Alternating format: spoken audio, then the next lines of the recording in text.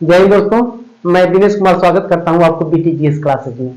आज हम सक्षमता परीक्षा के इस विशेषांक वीडियो में मुख्य रूप से वर्ग 6, 7, 8 के विषयों को लेकर चल रहे हैं। इसी क्रम में हम आज वर्ग 6 के विज्ञान से एक बहुत ही महत्वपूर्ण चैप्टर को उठाया है, जिसका नाम है भोजन में क्या है। भोजन में क्या है ये तो बहुत ही साधारण शीर्षक लग रहा है, लेकिन अगर इसका अध्ययन किया जाए, इसके डीपली अध्ययन किया जाए तो इसमें बहुत सारे ऐसे तथ्य मिलते हैं, पॉइंट मिलते हैं जो हमारे एग्जाम ऑफ व्यू के दृष्टि से बहुत ही महत्वपूर्ण हो जाते हैं, खासकर सक्षमता परीक्षा की दृष्टि से। लेकिन केवल सक्षमता परीक्षा में ही इसको सिमट कर नहीं रखेंगे, क्योंकि इसमें बहुत सारे ऐसे इंपॉर्टेंट पॉइंट मिले हैं जिनको हमने प्रतियोगिता परीक्षाओं में भी देखा है और उसको कि ये केवल सक्षमता परीक्षा की दृष्टि से ही महत्वपूर्ण नहीं है, बल्कि अन्य प्रतियोगिता परीक्षाओं की दृष्टि से भी महत्वपूर्ण है। तो बिना समय गंवाए आए हम शुरू करते हैं भोजन में क्या है, अर्थात हमारे खाद्य पदार्थ में कौन कौन से तत्व पाए जाते हैं, उन्हीं को हम देखने का आज यहाँ प्रयास करेंगे। तो इनमें सबसे पहले जो मेरा आया है पॉइंट वो है पोषक तत्व। पोषक तत्व क्या है, इसी को हम डिफाइन करेंगे कि पोषक तत्व होता क्या है। होता क्या है कि हमारे शरीर की वृद्धि, विकास एवं उसको आवश्यक ऊर्जा कार्य करने के लिए आवश्यक ऊर्जा की आवश्यकता होती है। हमारे शरीर को वृद्धि, विकास एवं स्वस्थ रखने के लिए कुछ महत्वपूर्ण अवयवों की आवश्यकता होती है। इन्हीं महत्वपूर्ण अवयवों को एक साथ हम पोषक तत्व के रूप में जानते हैं। तो ये पोषक तत्व कौन कौन है, थोड़ा सा इसको भी हम देख लें। ये मुख्य रूप से होते हैं कार्बोहाइड्रेट, प्रोटीन, वसा, विटामिन, खनिज लवण इत्यादि। अर्थात प्रोटीन, फैट, कार्बोहाइड्रेट, विटामिन, खनिज लवण, इन सभी को हम सामूहिक रूप से पोषक तत्व के नाम से जानते हैं। अक्सर होता क्या है कि हम लोग खाना खाते हैं और खाना खा के उसको ऐसे ही छोड़ देते हैं कि ये हम क्या खाएं, इसके बारे में उसकी चर्चा नहीं करते। ये हमारी प्रवृत्ति है कि हम जब भी खाना खाते हैं तो खाना खा लेते हैं, लेकिन सोचते नहीं है, देखते नहीं है, समझते नहीं कि हमने जो खाना खाया है उस खाना से हमें कौन कौन से पोषक तत्व प्राप्त हुए हैं और कौन से पोषक तत्व प्राप्त नहीं हुए। केवल हम खाना खा लेते हैं, लेकिन हमें यह सोचना चाहिए, जानना चाहिए, हमारे लिए ये आवश्यक भी है। तो अब हम देखते हैं कि ये पोषक तत्वों की हमारे शरीर में आवश्यकता क्यों है, ये पोषक तत्व हमारे शरीर के लिए आवश्यक क्यों है, इसकी थोड़ी सी हम चर्चा कर लें। तो सबसे पहले हम देखते हैं कार्बोहाइड्रेट और फैट को।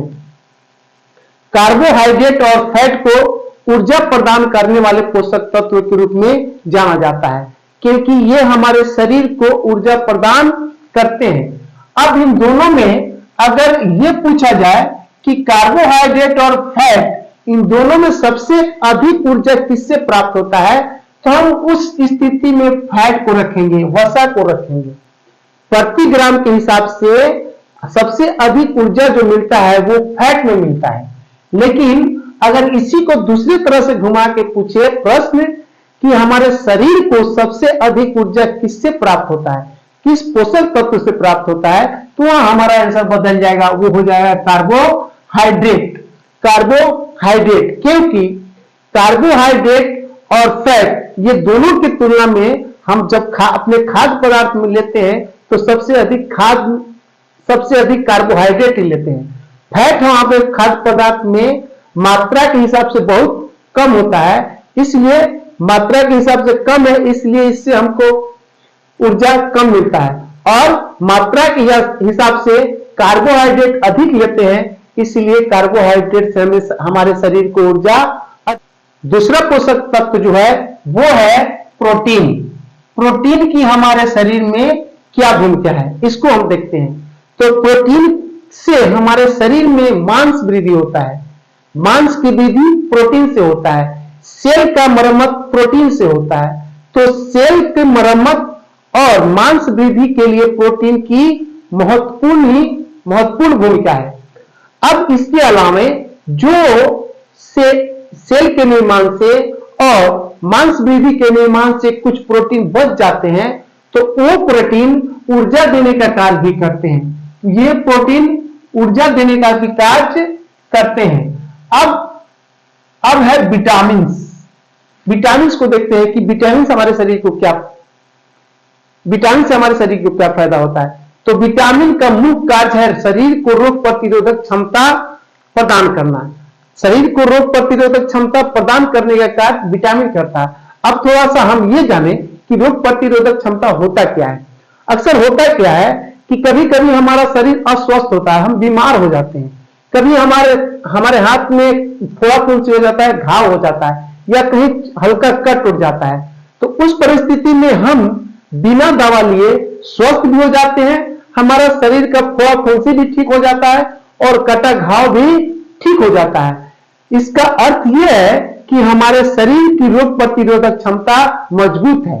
तो हमारे शरीर की रोग प्रतिरोधक क्षमता मजबूत है, तो ये किसके कारण है? वो है विटामिन के कारण। इसका अर्थ है कि विटामिन रोग प्रतिरोधक क्षमता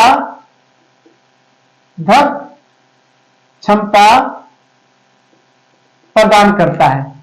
कार्बोहाइड्रेट ऊर्जा प्रदान करता है, प्रोटीन मांस वृद्धि, सेल निर्माण इत्यादि का काम करता है।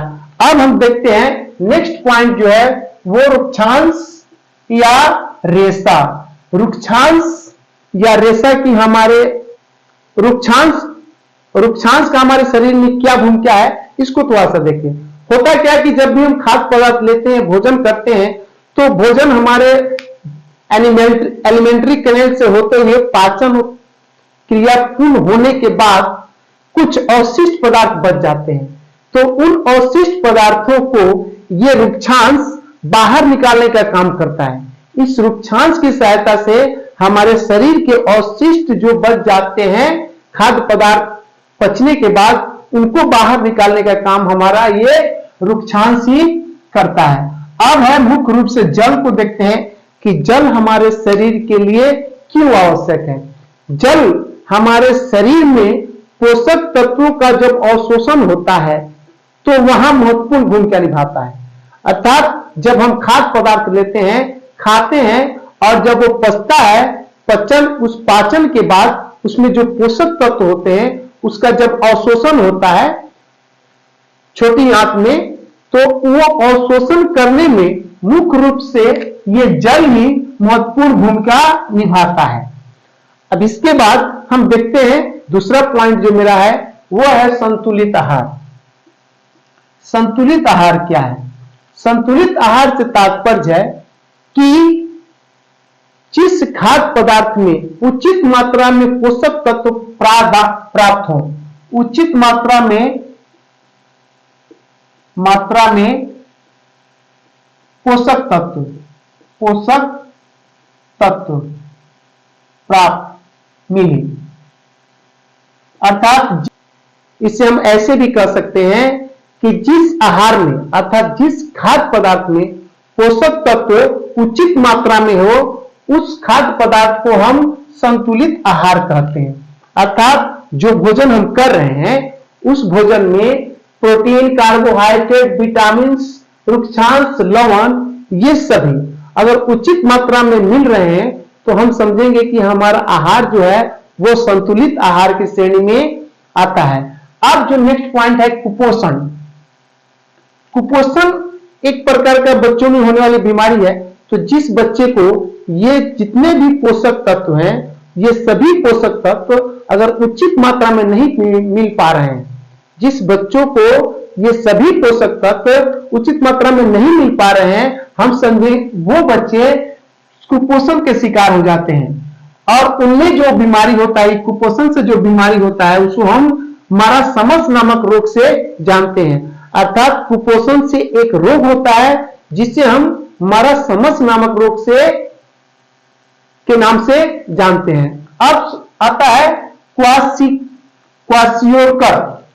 क्वाशियोरकर एक ऐसा बीमारी है जो प्रोटीन की कमी से होता है। ये बहुत ही इंपॉर्टेंट है एग्जाम की दृष्टि से। कई बार अन्य प्रतियोगिता परीक्षाओं में भी इसको पूछा गया है कि प्रोटीन की कमी से कौन सा रोग होता है, तो हमें याद रखना है क्वाशियोरकर, क्वाशियोरकर। अब हम थोड़ा सा देखते हैं कि हमारे खाद्य पदार्थ में जो पोषक तत्व मिलते हैं उसकी जांच हम कैसे करें कि हमारे खाद्य पदार्थ में पोषक तत्व है कि नहीं। जो पोषक तत्व हमें मिलना चाहिए वो हमारे खाद्य पदार्थ में है कि नहीं, इसकी थोड़ा सा हम जांच करें।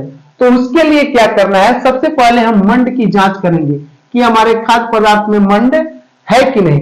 इसके लिए क्या करेंगे, खाद्य पदार्थ का थोड़ा सा अवशेष लेंगे, थोड़ी मात्रा में खाद्य पदार्थ लेंगे और उस पर आयोडीन का घोल डालेंगे। आयोडीन का घोल डालेंगे किस पे, उस खाद्य पदार्थ पे।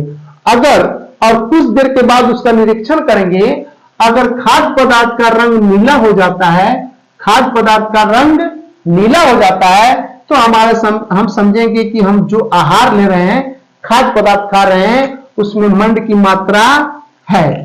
दूसरा जांच है प्रोटीन की जांच। हमारे खाद्य पदार्थ में प्रोटीन है कि नहीं, इसकी जांच हम कैसे करेंगे, थोड़ा इसको देख लें। अगर उसमें क्या करना है कि थोड़ा सा इसमें भी खाद्य पदार्थ लेना है, खाद्य पदार्थ की मात्रा थोड़ी लेनी है। उसमें क्या करना है, कॉपर सल्फेट, कास्टिक सोडा, इन दोनों के घोल को या दोनों के मिश्रण को उस खाद्य पदार्थ पर डालेंगे। किस पे, किसके लिए, प्रोटीन के जांच के लिए। अर्थात इसको एक बार और समझ लें कि जिस खाद्य पदार्थ की जांच हमें करना है उसकी थोड़ी मात्रा लेंगे और उसमें दो रसायन कॉपर सल्फेट और कास्टिक सोडा, इन दोनों के मिश्रण को उस पर डालेंगे।